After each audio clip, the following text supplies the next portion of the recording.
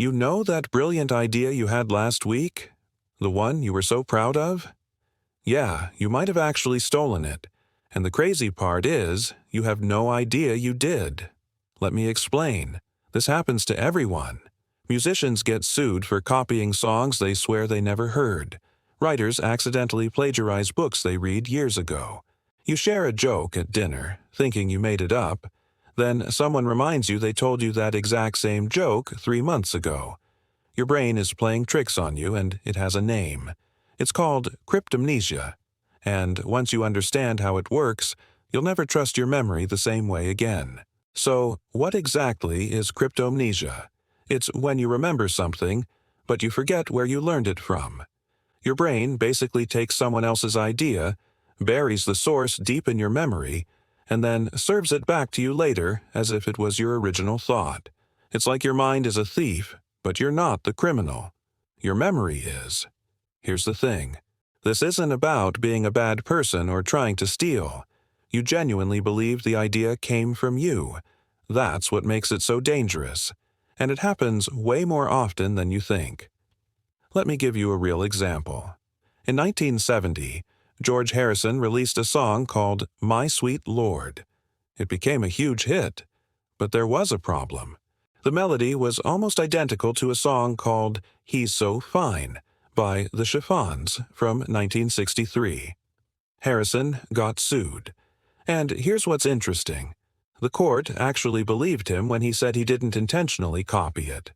They ruled that he had cryptomnesia. He heard the song years earlier, forgot about it, and his brain brought it back when he was writing his own music. He thought it was original, but it wasn't. This can happen to anyone. Students write essays and accidentally use phrases from articles they read weeks ago. Designers create logos that look suspiciously like ones they saw on Instagram. Chefs come up with recipes that turn out to be dishes they ate at a restaurant last year. The problem is, when it happens, people think you're lying. They think you're making excuses, but your brain really did betray you. The scary part is you can't always tell when it's happening. You feel that spark of creativity, that rush when you think you've come up with something new, but your brain is just recycling old information and slapping a new label on it. It's like when you think you've hidden money in a secret spot, then you find it months later and convince yourself someone gave you a gift. No, past, you put it there, you just forgot. So why does this happen? Your brain is constantly taking in information. Everything you see, hear, and read gets stored somewhere in your memory. But your brain doesn't file everything neatly with a label that says, "This came from John," or "I read this in a book." Over time, the source of the memory fades away, but the information stays. Then later, when you're trying to think of something creative, your brain digs up that old memory. But since you forgot where it came from, it feels new. It feels like yours. Think about how many things you consume every single day. Social media posts, conversations, podcasts, videos, articles, songs. Your brain is like a sponge soaking all of this up. But it's a messy sponge. It doesn't organize well. So when you're brainstorming ideas for a project, your brain is pulling from this massive, disorganized library of information. And sometimes it grabs something that isn't yours without telling you. The worst part is, the more time that passes, the more likely cryptomnesia becomes. If you read something yesterday, you'll probably remember where you read it. But if you read it 2 years ago, good luck. Your brain has moved on. The source is gone, but the idea remains, waiting to resurface at the worst possible time. This doesn't just affect creative work. It shows up in everyday life, too. Ever been in an argument with someone, and you make a point that sounds really smart, only to realize later you heard it from them in a previous conversation? That's cryptomnesia. You basically use their own argument against them without realizing it. Or think about gift ideas. You ask your friend what they want for their birthday. They tell you.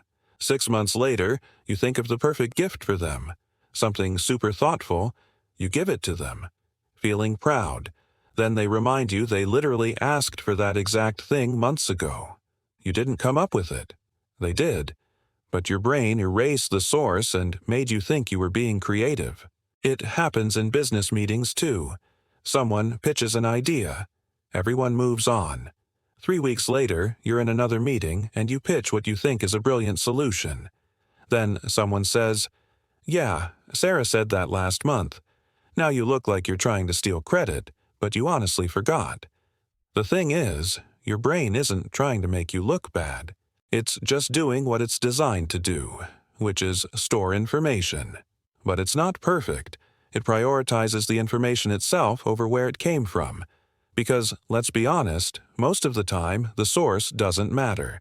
If you know that fire is hot, it doesn't really matter who told you.